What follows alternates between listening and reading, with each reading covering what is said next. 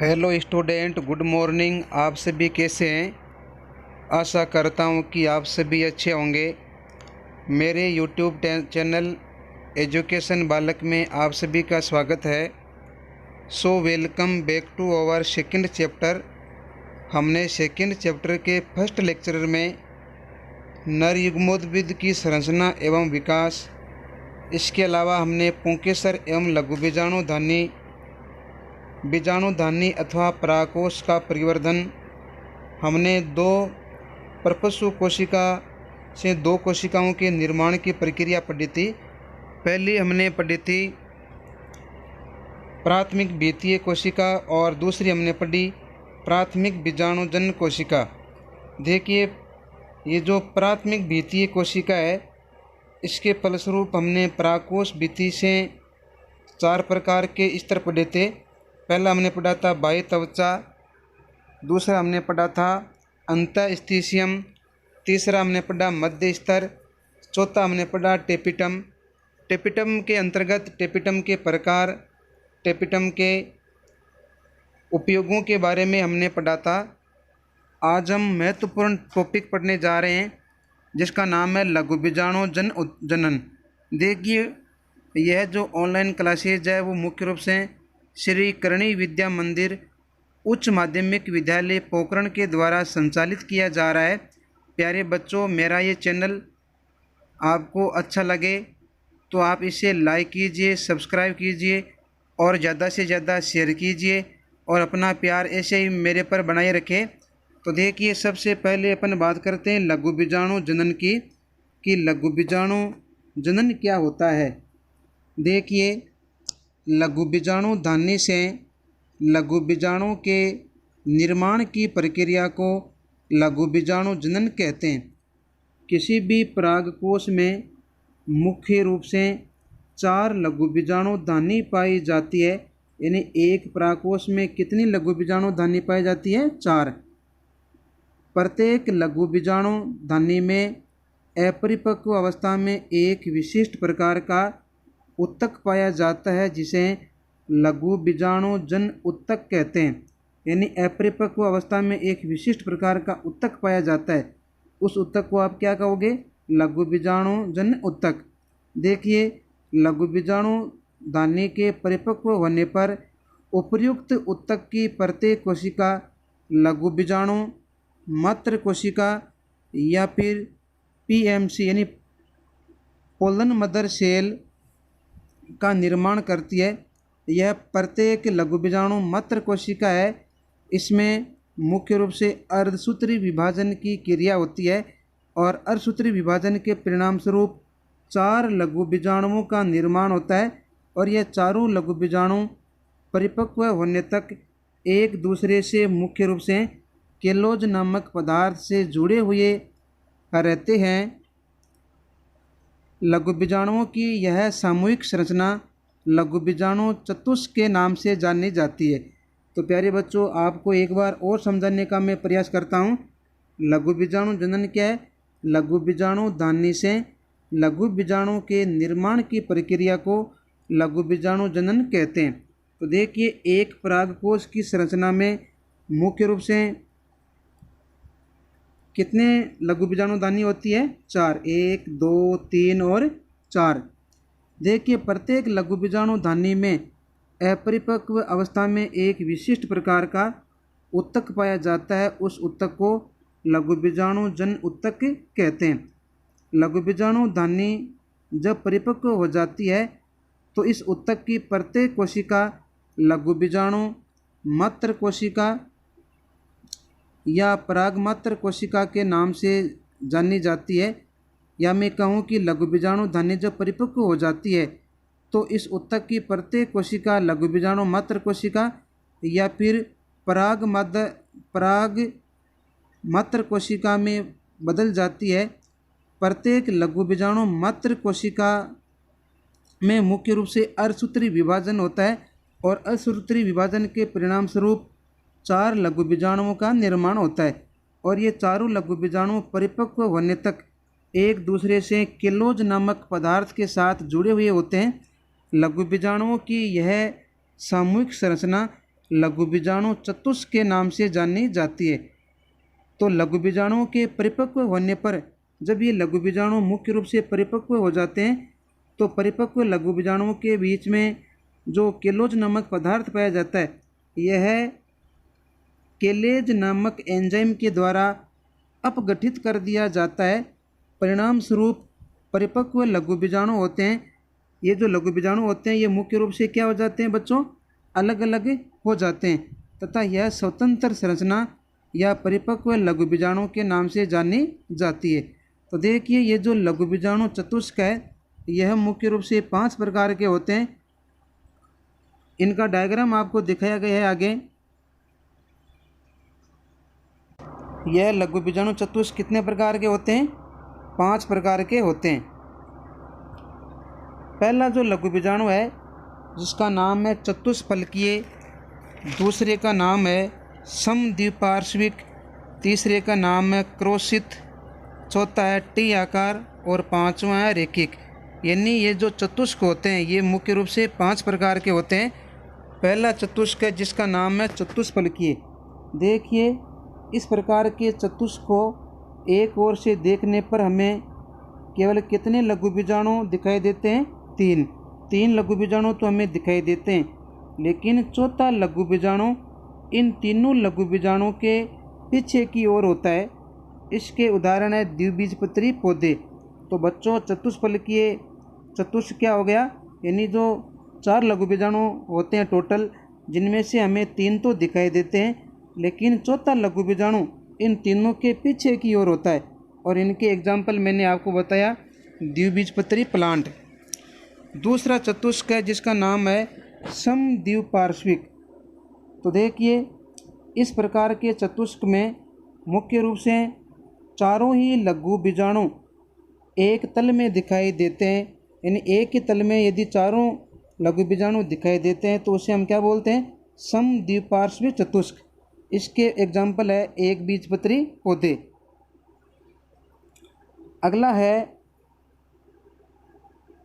अगला चतुष्क है तीसरा, जिसका नाम है क्रोशित। इसका नाम क्या है, क्रोशित। देखिए इसमें 2 लघु बीजाणु एक दूसरे से समकोण बनाते हैं। तो इसमें ये जो दोनों लघु बीजाणु होते हैं ये मुख्य रूप से एक दूसरे से समकोण बनाते हैं, जिससे ऊपर वाले युग्म के दोनों लघु बीजाणु एवं नीचे वाले युग्म का केवल एक लघु बीजाणु दिखाई देता है। तो कहने का मतलब ऐसा चतुष्क जिसमें 2 लघु बीजाणु एक दूसरे के साथ समकोण बनाते हैं, 2 ऊपर वाले युग्म में दोनों लघु बीजाणु एवं नीचे वाले युग्म का केवल एक लघु बीजाणु दिखाई देता है। यानी 2 तो ऊपर वाले दिखाई देते हैं और एक ही नीचे वाला लघु बीजाणु दिखाई देता है। इसके एग्जाम्पल है मैग्नोलिया। अगला चौथा है जिसका नाम है टी आकार, टी शेप्ड चतुष्क। देखिए इस प्रकार के चतुष्क में 2 लघु बीजाणु मुख्य रूप से अनुप्रस्थ एवं 2 लघु बीजाणु लंबवत रूप में विन्यासित रहते हैं। इसके एग्जाम्पल है एरिस्टोलोकिया। तो टी आकार के चतुष्क क्या होते हैं, इसमें चतुष्क के 2 लघु बीजाणु अनुप्रस्थ होते हैं एवं 2 लंबवत रूप में विन्यासित रहते हैं। एग्जाम्पल मैंने बताया एरिस्टोलोकिया। पांचवा और अंतिम है जिसका नाम है रेखिक।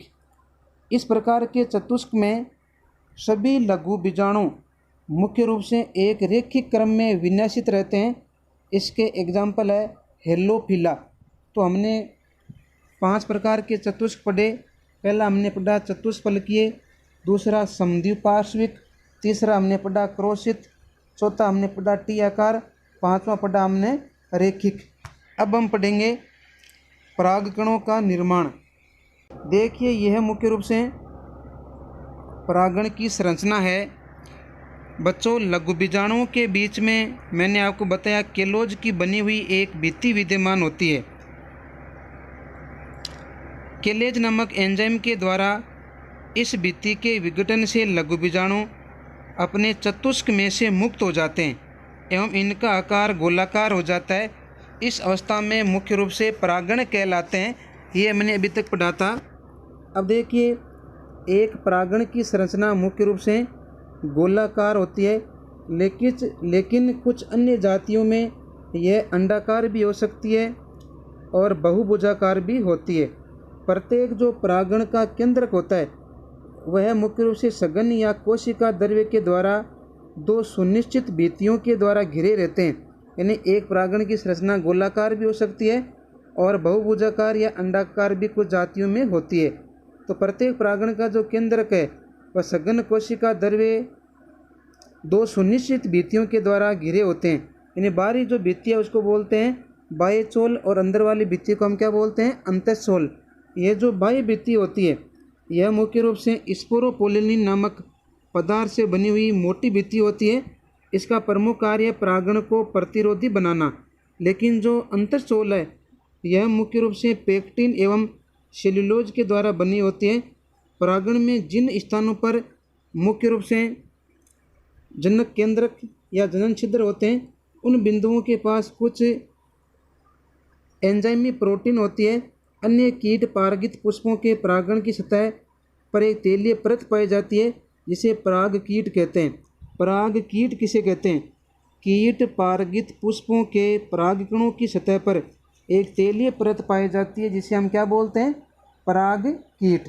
देखिए ये जो पराग कीट है यह मुख्य रूप से पोलन कीट के निर्माण हेतु आवश्यक पदार्थों का संश्लेषण ग्रंथिल टेपिटम के द्वारा करते हैं। पोलन कीट का कार्य सुनिश्चित नहीं है, फिर भी कई वैज्ञानिक मानते हैं कि यह मुख्य रूप से कीटों को अपनी ओर आकर्षित करने में सहायता करते हैं। दूसरा है चिपचिपा स्वभाव परागकणों को कीटों से चिपकाने में सहायक होता है। और तीसरा यह है कि यह मुख्य रूप से अल्ट्रावायलेट विकिरणों से सुरक्षा करती है।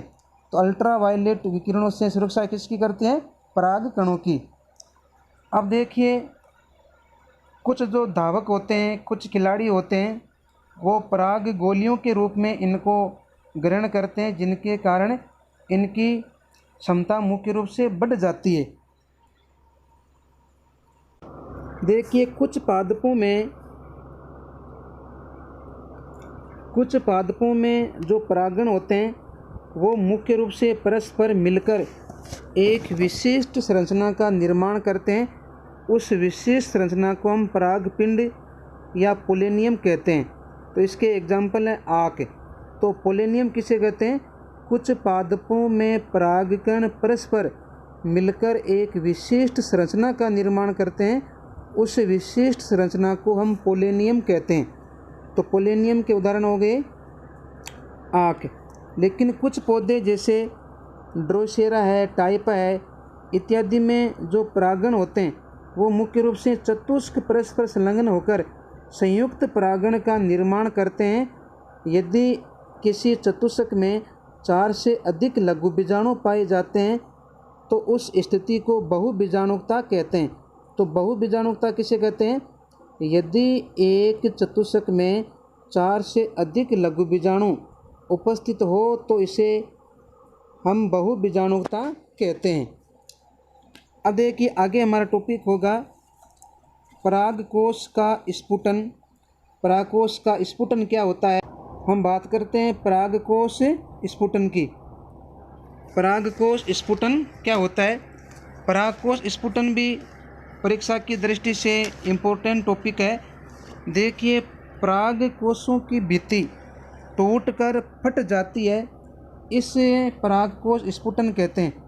तो परागकोश की भित्ति का टूटकर फट जाना क्या कहलाता है? परागकोश स्फुटन। यह मुख्य रूप से 4 प्रकार से होता है। पहला है अनुप्रस्थ स्फुटन, दूसरा है लंबवत, तीसरा है छिद्रमय और चौथा है कपाटीय स्फुटन। तो सबसे पहले अपन बात करते हैं लंबवत स्फुटन में। इसमें प्रस्फुटन मुख्य रूप से लंबवत होता है, इसे हम क्या बोलते हैं? लंबवत स्फुटन। इसके एग्जाम्पल है भिंडी, कपास और धतूरा। दूसरा प्रस्फुटन है जिसका नाम है अनुप्रस्थ। देखिए इस प्रकार के प्रस्फुटन में अक्ष के अनुप्रस्थ स्फुटन होता है, उसे हम क्या बोलते हैं? अनुप्रस्थ स्फुटन। इसके एग्जाम्पल है तुलसी। तीसरा है छिद्रमय स्फुटन या शीर्षस्थ छिद्र। इस प्रस्फुटन में परागकोश का जो शीर्ष होता है उस पर एक या दो छिद्र बन जाते हैं, इसके एग्जाम्पल है मकोई। चौथा और अंतिम प्रस्फुटन है जिसका नाम है कपाटीय या कपाट रूपी। इस प्रस्फुटन में परागकोश पर मुख्य रूप से कपाट के जैसी संरचना बन जाती है जिसे बारबेरी कहते हैं। तो परागकोश का प्रस्फुटन क्या है? परागकोश की भित्ति टूटकर फट जाती है, उसे हम परागकोश स्फुटन कहते हैं। यह 4 प्रकार का होता है। अनुप्रस्थ में हमने क्या लिखा? इसमें प्रस्फुटन अक्ष के अनुप्रस्थ होता है। एग्जाम्पल हमने पढ़ा तुलसी। लंबवत प्रस्फुटन में हमने क्या कहा? इसमें प्रस्फुटन लंबवत होता है। उदाहरण हमने भिंडी, कपास, धतूरा दिया। तीसरा छिद्रित। इस प्रस्फुटन में परागकोश के शीर्ष पर 1 या 2 छिद्र बन जाते हैं। एग्जाम्पल है मकोई। चौथा है कपाटीय या कपाट रूपी। इस प्रस्फुटन में परागकोश पर कपाट के जैसी संरचना बन जाती है। एग्जाम्पल हमने पढ़ा बारबेरी। अब देखिए आगे हम पढ़ेंगे नर युग्मोद्भिद कि नर युग्मोद्भिद क्या होता है। देखिए नर युग्मोद्भिद को मुख्य रूप से परागण भी कहा जाता है। तो परागण को ही हम क्या बोलते हैं? नर युग्मोद्भिद। तो देखिए परागण में समसूत्री विभाजन के द्वारा एक जोड़ी जनन कोशिका और एक कायिक कोशिका का निर्माण होता है। कायिक कोशिका आकार में मुख्य रूप से जनन कोशिका से बड़ी होती है। तो प्यारे बच्चों, जो परागण होता है उस परागण को हम क्या बोलते हैं? नर युग्मोद्भिद। तो देखिए समसूत्री विभाजन की क्रिया के द्वारा एक जोड़ी जनन कोशिका बनती है और एक बनती है कायिक कोशिका। कायिक कोशिका का आकार जनन कोशिका से बड़ा होता है और जनन कोशिका जीवद्रव्य कायिक कोशिका से सघन होता है। यानी जनन कोशिका का जो जीवद्रव्य होता है वो कायिक कोशिका से गहरा होता है। यह परागकोश में एक और होता है। जनन कोशिका में असूत्री विभाजन के द्वारा मुख्य रूप से 2 नर युग्मकों का निर्माण होता है। कायिक और जनन कोशिका का बनना, ये जो कायिक कोशिका और जनन कोशिका है परागण के दौरान होता है और जनन कोशिका का विभाजन परागण के अंकुरण के समय होता है। कायिक कोशिका का आकार मुख्य रूप से शुरू में गोलाकार होता है लेकिन बाद में अनियमित आकार का हो जाता है, जबकि जनन कोशिका शुरू में लेंस की आकृति का होता है लेकिन बाद में कुछ लंबी हो जाती है। यह संपूर्ण प्रक्रिया परागण परिवर्धन के नाम से जानी जाती है। तो प्यारे बच्चों, अगला टॉपिक होगा नर युग्मकों का निर्माण। देखिए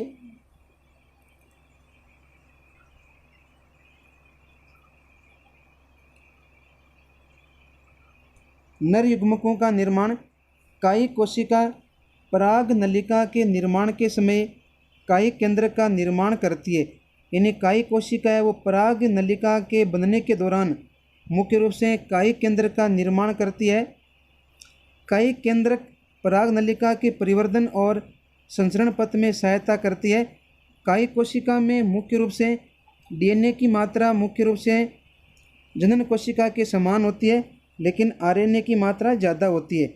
पराग नलिका मुख्य रूप से निर्माण के बाद जनन कोशिका पराग नलिका में आ जाती है और समसूत्री विभाजन करके मुख्य रूप से 2 नर युग्मकों का निर्माण करती है। यानी पराग नलिका बनने के बाद जनन कोशिका है वो पराग नलिका में आ जाती है और समसूत्री विभाजन के द्वारा 2 नर युग्मकों का निर्माण करता है। ये जो एक नर युग्मक है 2 नर युग्मक का निर्माण करती है। तो एक नर युग्मक मुख्य रूप से अचल, अगुणित और एकेंद्रिक होता है और दूसरा नर युग्मकों का निर्माण जनन कोशिका में समसूत्री विभाजन के द्वारा होता है। जनन कोशिका स्वयं एक अगुणित कोशिकीय संरचना होती है। तो जनन कोशिका क्या होती है? स्वयं एक अगुणित कोशिकीय संरचना होती है। मेरे विद्यार्थियों, मेरा वीडियो आपको अच्छा लगा है तो इसे लाइक कीजिए, सब्सक्राइब कीजिए और साथ साथ नोट्स बनाएंगे। इसमें सभी प्रकार के नोट्स अवेलेबल है। जो मैं समझा रहा हूँ ये चीज़ भी आपको नोट्स में ऐड करना है।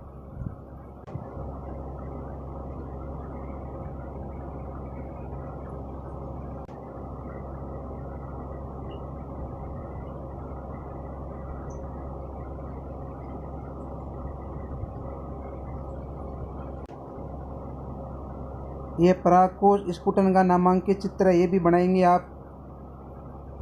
ये इनकी परिभाषाएं लिखी हुई है। पहले डायग्राम बनाएंगे, बाद में इनके परिभाषित वगैरह करेंगे। ये परागण की संरचना है। परागण की संरचना आप गोलाकार चित्र बना लेना।